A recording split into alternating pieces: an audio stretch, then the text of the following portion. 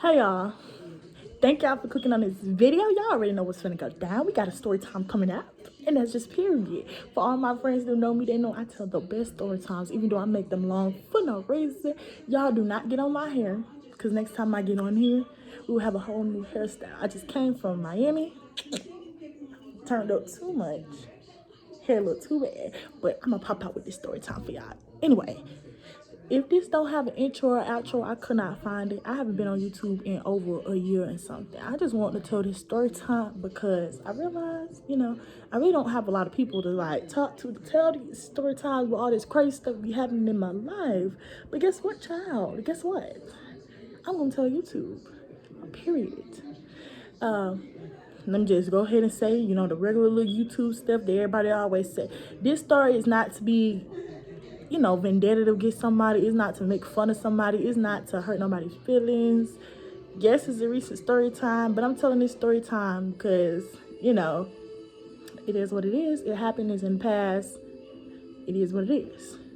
So, it's going to be two main characters inside of this story time, and I'm going to be calling the female character Clifford, and I'm going to be calling the male character Blackie. If you got a problem with the names, please click off the video now.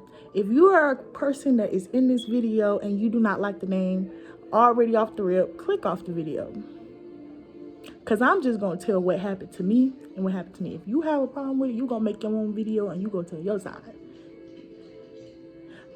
But until then, no hate, just tell me the story. All right. Now that it said that. All right. During the time, I did not have a job. During this period of my life, I did not have a job. And y'all, the job I had before I decided to quit was at UPS. It was an okay job. Everything was good except for the people there. And if y'all want story times about all the stuff that happened at UPS over that year I was working there, I got story times for days. But that is where I met Blackie at. I met Blackie at UPS. Blackie had quit UPS once he got his current job that he's at, which I'm not going to say because that's going to give off too many hints to who this person is. Blackie got his current job, and I was still working at UPS, and I wasn't feeling the vibe. And me and Blackie had already had our conflicts, our back and forth, our in and out, our relationship problems. We already didn't have all of that situation. At this time of my life, me and Blackie were going through a tense stage, okay? And Clifford was, I'm not gonna say the main cause of why all these problems was happening, but Clifford did add fuel to the fire. You feel me? He added fuel to the fire. That's all I can say. I ain't gonna say nothing too much on that because I ain't trying to bash nobody. But whenever Clifford decided to come around or was in the picture, it just made everything go down the drain. All the energy, all the happiness, it just literally went down the drain. So after a while, I started to not like Clifford, y'all. I was just not feeling the vibe of Clifford. But I needed to be around Clifford because Blackie wanted to be around Clifford so much. Like, they were like this. Blackie and Clifford. Oh, yeah, and by the way, Blackie and Clifford had dated for 2 years. They were exes, okay? So, like I said, this is it's a lot of story times I could tell y'all about Blackie and Clifford, but let me stay on the same track. But Blackie and Clifford, like I said, they dated, but whatever. And here I am, dating Blackie, and I'm still around Clifford, okay? And so Clifford knew that I wanted to leave my job, but Clifford was the type of person that she would do something for you, but it wasn't with good intentions. Like, I felt like when she got me that job, she knew it was gonna be a problem, and it's just how females is. She knew it was gonna be a problem. She knew something was gonna go bad, and that's exactly why she offered me the job. So y'all, I started working at the job. First week is cool. Me and Black is still going through our relationship problems. He's treating me dirty, y'all. I'm talking about some leaving the house and not coming back to 2 a.m. Sleeping over at his ex's house, like like leaving me. Sorry, y'all, that was nasty. Like leaving me and powering his phone off and just leaving for hours. But then at the same time, Blackie was the only one who was able to take me to work, so I had to like tolerate that, like, because I lived all the way in Decatur, y'all. And if y'all from Georgia, y'all know Decatur is 30 minutes away from everything. You finna travel 30 plus minutes. If you in Decatur, you finna travel 30 plus minutes to get wherever you need to go. Wherever you need to go. 30 plus minutes. So I could not just be calling the Uber everywhere I need to go. Because y'all know what I'm saying. I'm in college. Living on my own. Y'all. I don't know who did. I know everybody say this. And I know I'm like still young, just hitting adulthood. But y'all, listen to your parents when they say adulthood is hard, because it is hard. It is hard. But like I said, y'all, my bad. I keep bouncing in and out the story. I'm gonna get through it. I'm gonna get through it. Just give me a second. I'm gonna get through it. So, like I said, I got this job with Clifford, and me and her started working together, and Blackie would pick both of us up and drop both of us off. But remember, Clifford and Blackie used to date, and now Blackie and me are talking, dating, whatever we were doing back then, right?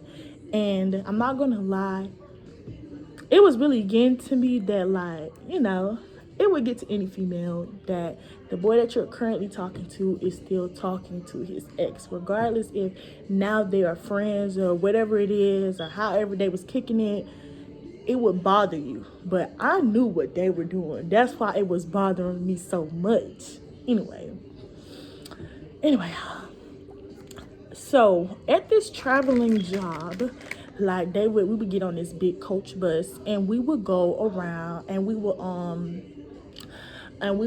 go to different states and like do whatever job that they needed. Like if they needed extra people to help pass out masks or hold up sign at a different stadium. So this particular week they wanted us to go to Miami, Florida.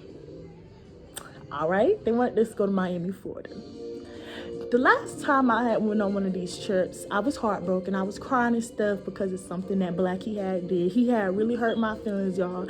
And that situation right there is a whole nother story time for a whole nother day.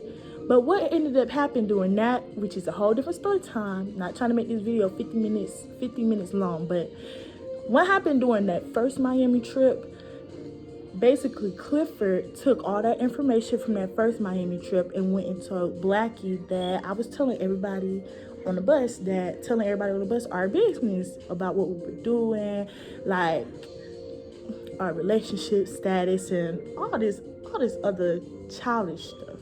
And I saw the first time, like when I was supposedly telling everybody our business on the bus, I saw the first time that she had texted him that, but he never brought nothing up to me. But now that I'm looking back at it, that's the reason why he treated me like crap that entire week, because what she had said to him. I probably should have said something, but you know, that's not the first thing that's on your mind. You're not thinking that, oh, your man is mad over some childish he say stuff. You know what I'm saying? You're not gonna think that off the rip. So we get to around the time that we're supposed to like go on a trip, and I had just got off of work, and Clifford and her brother had to still work. So I decided, because Blackie didn't want to come and pick me back up, he said he had other stuff to do, I ended up having to take the bus all the way home. And when I took the bus home, I was cool with it. I did not care. I wanted to lay in my bed, get ready before I had to be on this bus for 9+ hours. You feel me? You know, you don't want to be, when you finna go on a trip or something like that, and you know it's work related, you don't want to be surrounded by a whole bunch of people before you leave. You want to be by yourself, be able to sleep in your bed, you know, chill out, relax before you have to be uncomfortable. So that's what I did. When they came and picked me up, we were supposed to go out and get something. We were supposed to go out and get some grass, y'all. We were supposed to go get some grass, get some food, and some other stuff, right? We were supposed to be at where the location of the bus was at 10. They didn't come pick me up till 9:15. Plus, they had somebody else in the car that they had to drop off. Plus, they had to go get somebody else. When I first got into the car, I already knew the energy was off. Clifford and her friend Well, giggity chuckling. You know how in high school when the men group, when you would walk past the men group and her best friend used to giggle at each other and look at you and you knew that they were talking about you? That's basically the kitty shit they was doing. That's what they were doing. And what's crazy is they didn't even graduate high school. So no wonder why they're on that childish mentality still. I'm just saying. If you gonna be childish, be childish. You know what I'm saying? But when somebody call you out for it, don't be mad. Please do not be mad.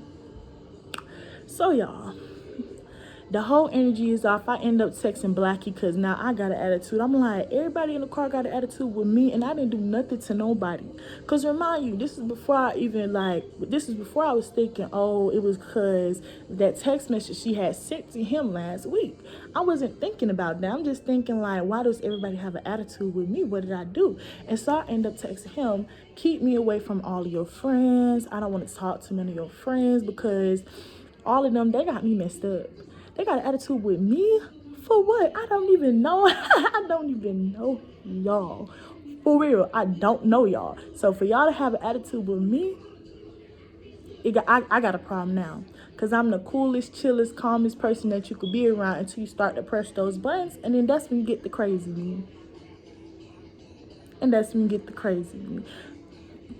Anyway, we getting on the bus, loading up everything. I sit down. This is how I really knew it was a problem, y'all. I sit down in the seat, and Blackie don't even sit next to me. He sits somewhere totally different, bro. And I had to literally be like, so you're not going to sit by me for him to come move. So he come move. He acting like he didn't want me to touch him. He didn't want me to lay on him. None of that stuff, right? So I'm sitting here wondering why this man is acting so weird. So the whole bus ride, we go. I end up being in my feelings. I cry over a little bit and stuff. And I ended up being dumb and just being like, I only got to deal with this for a little bit. I cried, and guess what I did? I laid on him and went to sleep. We woke up, and Clifford had an attitude. And Clifford had an attitude because I was laying on my back then, man. Me not knowing. Okay, y'all, I ain't even gonna tell you. I'm gonna wait till we get to that part. But Clifford had an attitude. We had no knowledge of why she had an attitude. We went outside. We had smoked without her, got food without her, because we didn't understand what her whole attitude was for, right? So we get there to the place, and the whole attitude is gone. She happily giggity da da da da. And next thing you know, I see Blackie walk over to Clifford. And like I said, I had told Blackie I did not want to be near Clifford. After she told that lie on my name, I was over. I was done. I didn't want to be friends. I didn't want to talk. I just wanted to go and work. And that was it. I didn't want to be her friend. I didn't want to talk to her no more. I didn't want any of that. I didn't even want to be in the same proximity as her. And so when he walked over there to her and just left me there, knowing that I didn't know nobody, it kind of hurt my feelings. And so as we're sitting there, I'm trying to charge up our phone so we can have some kind of battery life. And he's over there, talking to her. And I just keep getting irritated and more and more. And then I get a text on my phone saying, you should come over here. We should all stick together. And I'm sitting here in my head, I'm sitting here thinking, I am not about to go over there with that girl, because if I go over there with that girl, I'm going to swing on her. Just my mentality right now. My mentality, where I was thinking, I'm going to hit her. And I know I'm going to hit her. So I'm going to stay over here. I'm going to go in my own area. So then, girl, I call my phone Olivia while I'm in Miami. I'm talking to her, and something in my stomach just said, go down there and make an excuse to go get his phone. So I go downstairs, y'all. I go get my phone. I go get his phone, y'all, and I tell him I'm finna put it on the charger. I put that phone on the charger, and y'all best believe I had that fingerprint in that phone, right? So as his phone was charging, I went, put my fingerprint in, and I go through him and Clifford's messages. And I haven't went through their messages in months, y'all, months. I did not, because people always told me, if you go looking for something, you gonna find it. Smoke break.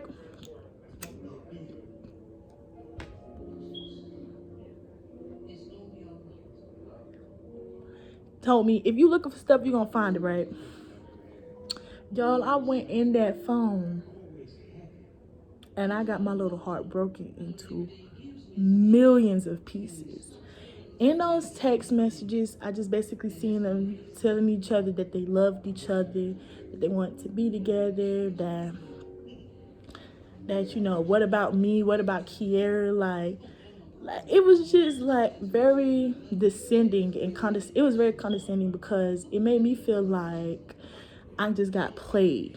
I really just got played by the both of y'all. Cause mind y'all, the only reason why I was hanging around this girl because him and her literally had a sit down conversation, and she told me personally to my face that she was gonna back off. She didn't want him. She didn't want to be with him. That they were just friends. And my gullible self, always looking at the good in people, I took her word for it, and here I am looking stupid. Yeah. So after I saw that, I went downstairs and I gave this man his phone. I'm sitting there breaking down, crying in this uniform they gave me.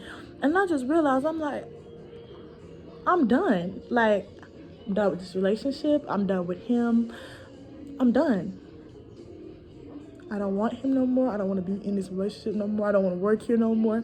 It's like, any girl who has been in a toxic relationship where they felt like they could never get out, y'all know exactly that feeling I'm talking about when y'all have that, okay, I'm done. I don't want to deal with it no more. This is not my problem no more. Y'all know that feeling. And that's the feeling that I had. And I just wanted to get out the situation. So I went through his phone, gave it back to him, right? And I figured out how I was finna go. I left that building, took off that uniform, and gave it to him. Got my stuff out his book bag and dipped out that stadium. I was in Miami, didn't know where I was, didn't know where I was about to go, didn't know how I was going to get there, but I knew I was done. I knew I didn't want to deal with him no more. I knew I didn't want to have that relationship no more, and I surely knew I didn't want to deal with her no more. I was just done with the whole situation. But once again, this is not to bash nobody. This is not to put nobody down. This is not to make nobody feel bad. Only reason why I'm saying how I felt is just so the people who are listening to this story can understand how I felt at the moment. I really don't care. I really don't care now. Just to reimburse, I really don't care now. Just letting y'all know how I felt at the moment. And I was done. So y'all, I get to calling my mom, crying. I'm like, Mama, I'm this place. Where you at? Oh, do I need to catch you a flight from wherever you from? Wherever you trying to go, I'm sitting here like, oh, I could catch a Greyhound. We sitting here, I didn't walk so many places throughout Miami trying to figure out where I was finna go, how I was finna get there. And then finally, my mom just said, I'm in Orlando, Florida right now. I'm finna be here until Sunday. Come with me. And she called me an Uber all the way from Miami, Florida to Orlando. That Uber was over $260. Over $260, y'all. And that's a story time of how I got stranded in Miami, y'all. I don't know if I'm gonna edit this video. I really do not know what I'm gonna do.